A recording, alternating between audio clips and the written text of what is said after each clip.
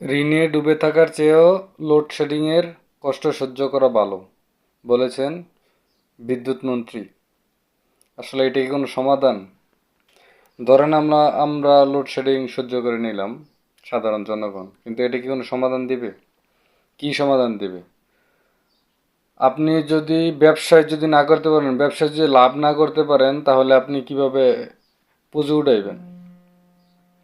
এখন কথা হইলো, আপনি লোডশেডিং দিলেন, লোডশেডিং দিলে তো আপনি যাদের থেকে আপনার এখন আমাদের থেকে পাওনা আছে টাকা, ইন্ডিয়া, তখন তাদেরকে টাকা কম পেমেন্ট করতে হবে, কিন্তু বিদ্যুৎও তো কম আসতেছে না।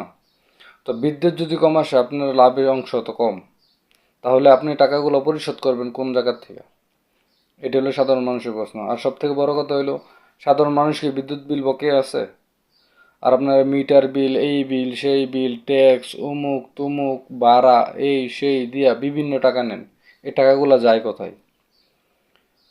আপনারা এই বাউতবাজি বাদ দেন, এগুলো কোনো সমাধান না। সঠিক সমাধানে আসেন।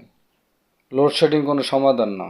লোডশেডিং সমাধান, কারেন্ট খরচ কম, জনগণের ভোগান্তি, কিন্তু দেশের কি লাভ? দেশের লাভটা কোন জায়গায় আপনি বুঝান? আপনারা যে লোডশেডিং দিচ্ছেন, দেশের লাভটা কোন জায়গায়? সাধারণ মানুষ এখন এগুলো বোঝে, মানুষ এখন সচেতন, এগুলো বাদ দেন।